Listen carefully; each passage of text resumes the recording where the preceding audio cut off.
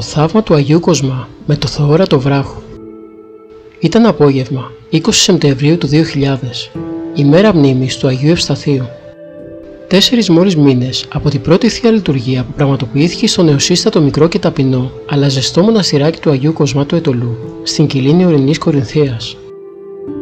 Οι εργασίες για την ισοπαίδωση της δύσβατης και κλιμμένης έκτασης και τη διαμόρφωση του χώρου της Ιεράς Μονής από το σκαπτικό μηχάνημα συνεχίζονταν εντατικά. Εκείνη την ημέρα, Τετάρτη 20 Σεπτεμβρίου, διάλεξε ο Άγιος να κάνει πιο εμφανή την παρουσία του ή να κάνει πιο έντονα αισθητή την προστασία και αγάπη του προς το πρώτο μοναστηράκι που έγινε προς τιμήν του στην Ελλάδα. Ο χειριστής της μπουλντόζας κατέβαλε μεγάλες προσπάθειες για να ισοπεδώσει τον εν λόγω χώρο και να τον καθαρίσει από τις αμέτρητες πέτρες και βράχους.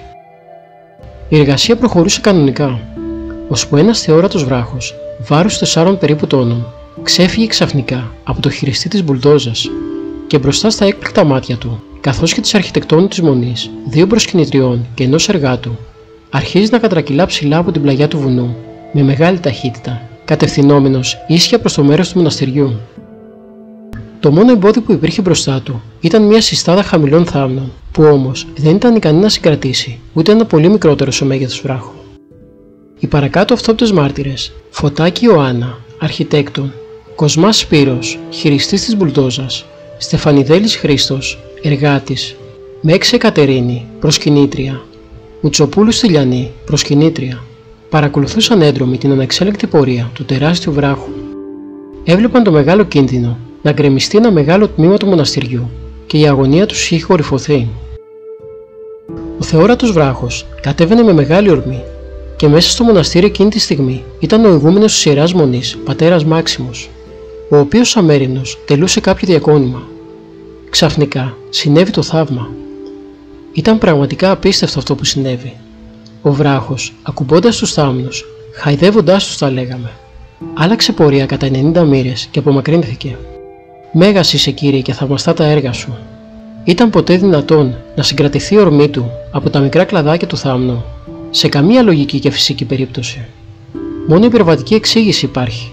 Ένα αόρατο χέρι, προφανώς το χέρι του Αγίου, άλλαξε την ξέφρενη πορεία του βράχου προς διαφορετική κατεύθυνση. Το ενισχύουν και το επιβεβαιώνουν οι μικρές ελάχιστες εκδορές που υπάρχουν στα κλαδάκια του θάμνου, που έπρεπε κυριολεκτικά να συντριβούν και να διαλυθούν κάτω από τέτοια πίεση. Η θεία όμως παρέμβαση και η θαυμαστή πορεία του τεράστιου βράχου δεν σταματά εδώ. Συνεχίζει την πορεία του, ισοπεδώνοντας αρκετούς τσιμεντόλιθους, περνώντας πάνω από 3 γεμάτες φιάλες υγραερίου και σταματώντας τελικά λίγο πιο κάτω. Τι να πρωτοπεί κανείς, οι φιάλες, αν και πέρασε ο βράχος κυριολεκτικά από πάνω τους, όχι μόνο δεν εξεράγησαν, αλλά ούτε καν παραμορφώθηκαν και συνέχισαν να είναι ικανές για χρήση. Λίγες ημέρες μετά, έφερε τα σχέδια της Ιεράς Μονής ο μηχανικός και είχε προβλέψει την κατασκευή ενός ναΐσκου προς τιμήν του Αγίου Κοσμά, ακριβώς στο σημείο που σταμάτησε ο βράχος στην ξέφρενη πορεία του. Είναι δε ακόμη χαρακτηριστικός ο τρόπος που στάθηκε ο βράχος, σαν να του τοποθέτησε ανθρώπινο χέρι, με την καλή του πλευρά να βλέπει προς το μοναστήρι, αγέροχος. Μεγάλα και θαυμαστά τα σημεία του Θεού, αρκεί εμείς να έχουμε πίστη και καθαρή καρδιά για να τα δούμε και να τα αισθανθούμε, ώστε μέσα από αυτά να πλησιάσουμε το Θεό και να πιστέψουμε σε Αυτόν. Η χάρη και η ευλογία του Αγίου Κοσμά του Αιτωλού να είναι πάντοτε μαζί σας. Αμήν.